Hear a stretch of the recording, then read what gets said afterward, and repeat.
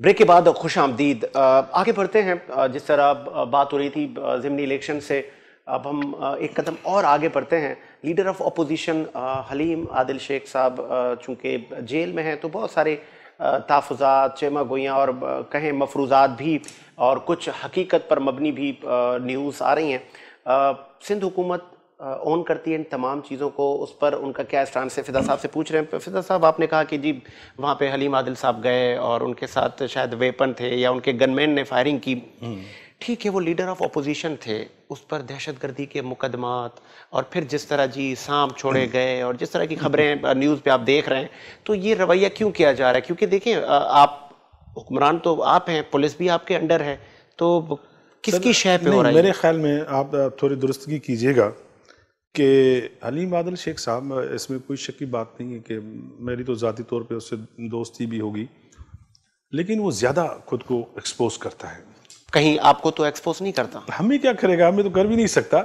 लेकिन कहने का मकसद ये है कि लीडर ऑफ अपोजिशन को इसके मलीर से निकालने का हुक्म किसने दिया? Election commission. इलेक्शन कमीशन हमारे मंडल में आती है? नहीं आती ना। आपको गिरफ्तार किसने करवाया? आप इसलिए कि आपने इतनी वायलेशन की कि मजबूरन उनको फैसला करना पड़ा। लेकिन जो दफात उसमें दहशतगर्दी की, फिर जो उनके साथ बर्ताव किया गया, इससे कबल आप पार्लियामेंट की और लीडर ऑफ अपोजिशन की हक में और मतलब सर आपने प्रोटेक्शन ऑर्डर जब आगा सिराज दौरानी थे, तो वो सारे मुहर्रकात यहाँ हलीम आदिल साहब ने आपको आप देखें, हमारे लोगों के साथ जो इन लोगों ने नाइंसाफी की, मुल्क के साबिक सदर आसिफ अली जरदारी को इस्लामाबाद से जब गिरफ्तार किया जा रहा था, उसको 15 मिनट मोहलत नहीं दी गई। मुल्क का साबिक सदर और एक पार्टी का बड़ा सरबरा, ऐसा ही है। आपने जिस तरीके से खुर्शीद शाह साहब के साथ हाल किया है, आपने जिस तरीके से पीपल्स पार्टी के दीगर रहनुमाओं के साथ, हमने तो कुछ नहीं किया। ये तो आप अपने करतूत है। आपकी इलेक्शन कमीशन थी, उन्होंने कहा कि भाई ये बदमाशी कर रहा है, ये हथियारों की नुमाइश कर रहा है। इसमें देखिए, आपके ऊपर इतने इल्जामात थे। People's as a leader of opposition, जहां तक मुझे इल्म है, अगर दुरुस्तगी हुई तो वो नहीं जा सकता इलेक्शन कैंपेन के अंदर। बिल्कुल ऐसा ही है, बिल्कुल ऐसा ही है। लेकिन अगर ठीक है, अगर उन्होंने एक मिस्टेक की, आप इतने आगे चले गए कि आपने मतलब बहुत सारे लोगों के यहाँ छापे लग रहे हैं अभी भी। समीर मीर शेख साहब एक और पीटीआई के रहनुमा हैं, उन्होंने कहा कि 100 अफराद ने मुझे भी जी गिरफ्तार किया, मुझ पे भी तशद्दुद किया गया, जेल में हलीम साहब पर तशद्दुद हो रहा है। आपको लग रहा है कि इनको रुकवाना चाहिए? मुझे पीटीआई के जितने लोग लगते, सच्ची बताऊं, ये खुद ही खबर बनाते हैं, खुद ही मारते हैं, खुद ही प्रोपेगेंडा करते हैं। इनकी साइकी, ये सोच, ये पाकिस्तान को पता नहीं कहां लेके जा रहे हैं कि आप इतना बड़ा इस मुल्क के साथ मतलब करें, ब्लेंडर करें। आप जाएं कि इलेक्शन को नाकाम करने की कोशिश करें। यार अल्लाह से ये डरें। डस्का में क्या किया आप लोगों ने? जो पंजाब का एक पढ़ा लिखा, आप लोग कहते हैं पंजाब है, जहां हर चीज जदीद है, जहां रोड है, जहां आपके पास पोलिंग होगा, ट्रांसपोर्ट होगा आपके पास, वहां आप लोगों ने उनके साथ किया है।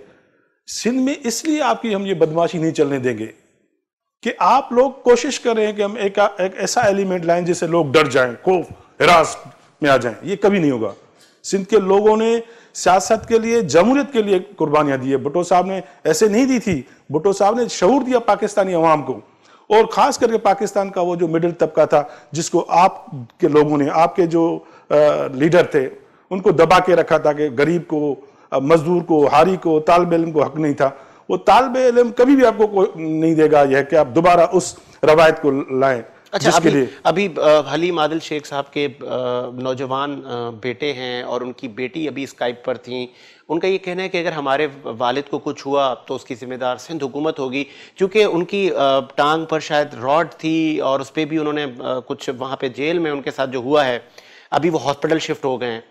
तो आपको लग रहा है कि जेल इंतजामिया की ये नाअहली है कि देखें, अगर मुझे, क्योंकि इसका ज्यादा इल्म नहीं है, अगर शेख साहब के साथ ऐसा कोई वाकया पेश हुआ है तो फिलफोर उसको NICD लाया गया है और वो तमाम फैसिलिटीज दी गई है। लाजमी लीडर ऑफ अपोजिशन है, एक पार्लियामेंट का ऑनरेबल मेंबर है सिंध असेंबली का, तो जरूर हुकूमत से जो होगा, सिंध हुकूमत जो उसका प्रिविलेज है उससे ज्यादा इंशाअल्लाह ताला उसको फैसिलिटेट करेगी। अच्छा, आज गवर्नर सिंध ने ये भी कहा कि जी हम IG सिंध को हटाने का मुतालबा कर रहे हैं और खान साहब को हमने खत लिख दिया है। क्या मुतमईन है कि IG सिंध साहब ने उन्होंने मतलब PTI हुकूमत इल्ज़ाम लगाया कि वो बिरज का किरदार अदा नहीं कर पा रहे और शायद वो पार्टी बन रहे हैं? इनके इनके इनके साथ थोड़ी भी नाइंसाफी होती है ना, वो फिल फॉर लीडरशिप पे पहुंच जाते हैं, जी इसको हटा दे, इसको हटा दे।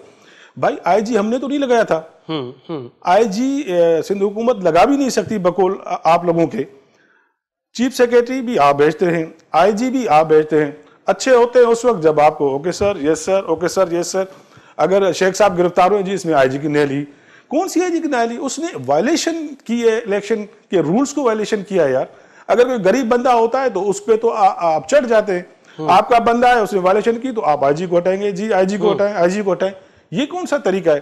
फिर हटा देना आप पंजाब के आईजी को। वहां आपने जो कसूर का वाकया हुआ था, क्यों नहीं आपने उस वक्त आईजी को हटाया? इसलिए कि वो आपका बंदा था, इसलिए कि वो फरमाइशी था। लेकिन 2008 की जब आप वफाक में थे और पूरे पाकिस्तान में आपकी हुकूमत थी, कोई भी सियासी असीर नहीं था, ये क्रेडिट भी पाकिस्तान पीपल्स पार्टी को जाता है। तो इस बार पीटीआई का ये कहना है कि हमारे 600 से ज्यादा लोगों पर एफआईआर हैं, अभी तक छापे चल रहे हैं और अभी भी मुझे कुछ नाम भी मेरे पास मौसूल है, बहुत सारे लोग अभी भी सेंट्रल और मलीर जेलों में पड़े हैं। तो आपको लग रहा है कि मतलब फिर अदम काम की तरफ हम जा रहे हैं? पॉलिटिकल विक्टिमाइजेशन देखें, मैं जहां तक मुझे मतलब, क्योंकि आप हुक्मरान हैं, आप इस चीज को रोक सकते हैं। आप जो बात कर रहे हैं कि अगर शेख साहब को गिरफ्तार किया है तो उसको उन्होंने जो वायलेशन की थी, फिर उसके ऊपर ऑलरेडी केसेस थे। आपको याद होगा कि हलीम आदिल शेख को गिरफ्तार करने के लिए पहले भी कोशिश की गई थी। उसमें ठीक है सिंध पुलिस होगी यकीनन, क्यों गिरफ्तार तो सिंध पुलिस को करना है ना।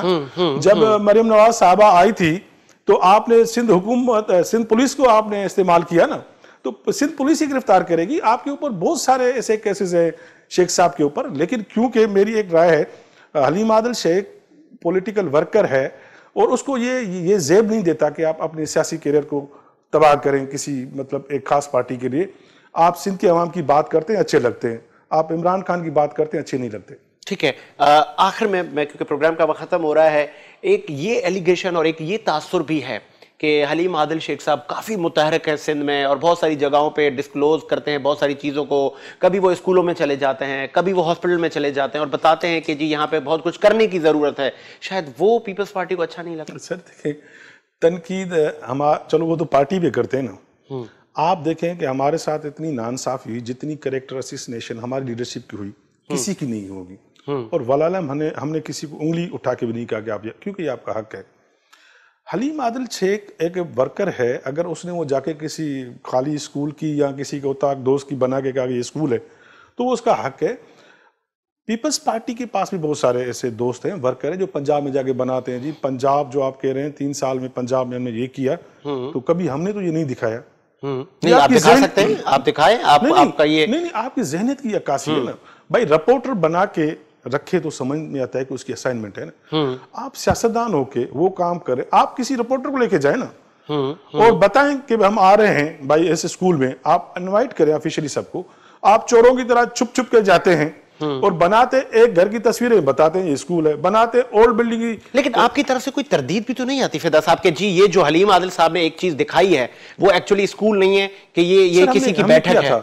सर मुझे याद है कि जब ये आया हुआ था शहबाज गिल साहब जैकबाद में, हमने उसी वक्त मुर्सावाब साहब ने, आजिज दामरा ने भी रखा था कि वो इनका तर्जमान है, हम उसी वक्त बता देते हैं। लेकिन क्योंकि इनके पास दुकानदारी यही है ना, और क्या कर सकते हैं, और सिंध की अवाम की खिदमत कर नहीं सकते गालियों के अलावा, और ये झूठे प्रोपेगेंडा इल्जामात बना के, और क्या कर सकते हैं? कुछ नहीं कर सकते। और वला आलम इनकी पोजीशन आप देखेंगे और खराब होती जाएगी और इनको फैसला करना पड़ेगा फिर कि आज अब मुझे किसी और पार्टी में। लास्ट में तामीरी बात कर लेते हैं। सेनेट इलेक्शन में कितने पुरुमीद हैं?